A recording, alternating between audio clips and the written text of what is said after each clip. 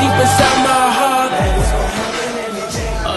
It's a couple different meanings behind the album, man. When I was working on it, I was working on Dreamers Poetry, my other album that came out back in February, and I had lost my job before I had started that album, and so when I started this new album, Just Waking Up, I still didn't have no job or whatever, so it was kind of like every morning I was like just waking up, like that's all I was doing. I was just getting up, like, yo, I gotta, make some songs, I'm gonna go back to sleep, I ain't got nothing to do, so it's kind of like that, and then also this, the Dreamers Poetry, the Just Waking Up, like I was dreaming, now I'm just waking up, and it's just like a couple connotations, just like we're waking up to the world, waking up to what's popping, what's reality, and knowing that you gotta follow your dreams, but you also gotta wake up to what's going on in the world and what's what you need to be focused on and stuff. So that's kind of what the concept of the title is, Can it really happen? Gotta have that intuition and ambition. Tell me what they gonna have.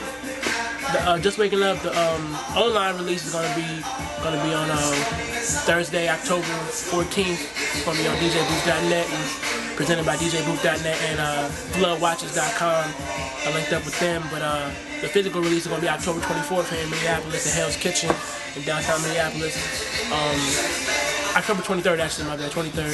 And it's gonna be it's gonna be a cool show, 10:30 p.m. I got my homie Max Haven coming through with his band Fix, and I do a two-sign with Laszlo Supreme. They've been doing their thing here in Minnesota and St. Paul and stuff like that, so I think it's gonna be good. And Hell's Kitchen is a great venue, so I think it's gonna be powerful. Watching me as I'm beaming, shining down on these stages, reciting what's on these pages till I can call up my people and to get more established. I've been I think I have a pretty good buzz going when Dreamers Poetry dropped, semi-buzz, and it kind of died down because I didn't do much in between there, so I'm kind of trying to build that back up again and just get more people in tune with me as far as from Minnesota, like people if you think of Minnesota hip-hop, hopefully they think of my dreams, but also just get, more people hearing me, more people understanding what my style is and, where my music is going and my work ethic and stuff like that, and just, even if I'm not like one of their favorites or something like that, just people want to know my name, like Mike Dream, okay, I've heard of him, and so more people start talking about it, they'll be like, okay, I heard of him, let me just check him out a little bit more and stuff, just have that grassroots type, formulation or whatever, so.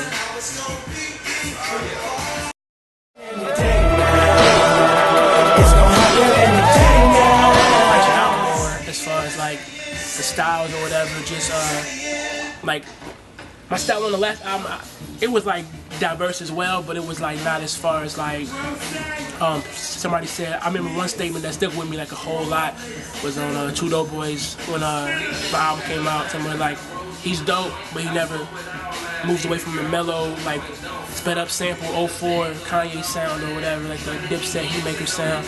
And I don't know why that hit me so hard or whatever, but I can remember that that term. So I didn't really try too hard on this album, like to go outside the box, but I just branched out with different types of music because that's how I am as an artist and a music fan. Like if you go to my iPod, you'll get a grip of like random, like you'll have a Kanye West song, then you'll go to like a Merz joint, then it'll jump over to like Imogen Heap, then it'll jump over to like some classical music like Dan Gibson, Birds and Nature music or whatever. So I'm all over the place, so I try to like reflect that as an artist, like with my music just have it like diverse or whatever. So I really branched out and did some rock things, did some different things, on here.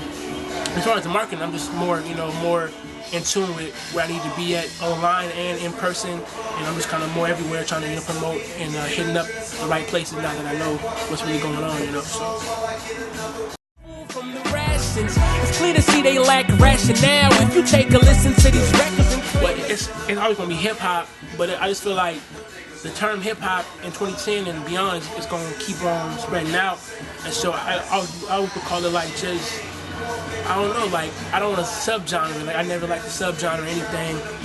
So it's hip hop, but it's like I guess it's new school. It's like hybrid of different things, but it's just like more like just like urban music to another level, like just branching out. Like people were so afraid to do different things, and some of the music on the radio right now is kind of like some of the hip hop crossover stuff is kind of like really dope to me. I've always envisioned like back when I was like in 7th grade, like I was like, I wish rappers would rap over this or whatever, or this and that or some, and now like that's becoming status quo. And so it's kind of falling under that new school of hip hop, but also still, you know, having classic type stuff on there as well. But I think it's just about branching out. And I mean, I think it'll take a little bit of work for like purists or whoever like to get in tune with that or whatever. But I think it's evolving, so I just call it evolution hip hop or whatever, like the next level hip hop. I think about the straight jacket, psychopathic on the beat, trying to be a champion but still don't have a ring. So they wait. One track that stands out to me the most is this joint called So Long. It's with my singer friend Ryan Noel. She's this rock singer from here in Minneapolis. She has a band called 7%, and she's just incredible. Like her musical skills are just off the chain. And I had this record one of my producer homies, Jimmy Easy, had made or whatever. And he had recorded a hook for it, like, and stuff, and he just sent it over to me. He was like, "What you think about that?" I was like, "I like this," because I was in the vibe for something like that, you know, from the get-go, and I was like, "I like this a lot." And I was trying to figure out who's gonna sing the hook. And I went to this show that same week over at Barfly with my homie B McC. He had a birthday bash, and I went to the show, and she performed live with him. She had a record with him, and I was like, she started singing. And I was like, that's the girl I want on that record. Like in my mind, I already made that up. And like it's kind of funny because like not until this album, like where I was like, I always like, it's cool to see something manifest. Like when you come up with an ideal, and you know you came up with that ideal, then you see it manifest like, you know, weeks later or whatever. And this was like me immediately, like within 7 seconds of her singing, I was like, I'm getting her on that record. I promise you. Like in my mind, I was telling myself this, I'm getting her on that record. And so I'm trying to search around for her after the show and stuff or whatever, but she's, you know, she doing her thing. She don't really know me or whatever, so I ain't trying to, like, you know, be like talking like some serious business type stuff while we're just having fun, people, you know, doing the thing.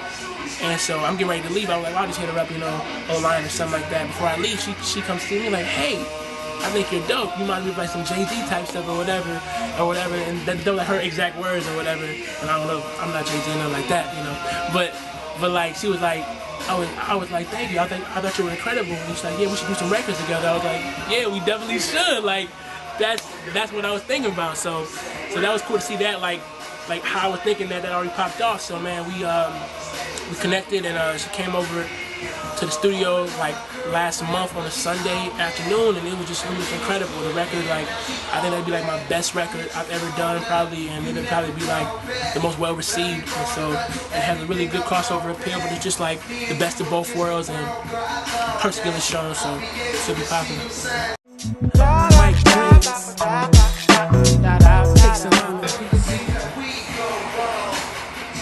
As cliche as it may sound, it would be me. Like it would be like how I said, like the vibes kind of all over the place, kind of ADHD a little bit with the style. That's just me in general. Like one day I wake up, I want to bump, you know, bump some Wiz or some or something. And then one day I wake up, I want to bump some Paramore or whatever. So it's like it's different styles, and it's just sincere. I think if it was a person, it would be like just a sincere, eclectic person who wants to be, you know, personable and relatable to, you know, the rest of the world, and just, you know, show what they're about, and just, you know, be accepted, and, you know, stuff like that. You can save room on your top 10 list in the competition. I knock them out like listing. They thought my mission was impossible. I cruise like Tom through the drama though. Tell them haters vominos and wait to them. I ain't gon' wait for them. I gotta go, I gotta be on my way. I ain't gon' wait for him, so I just wait to him.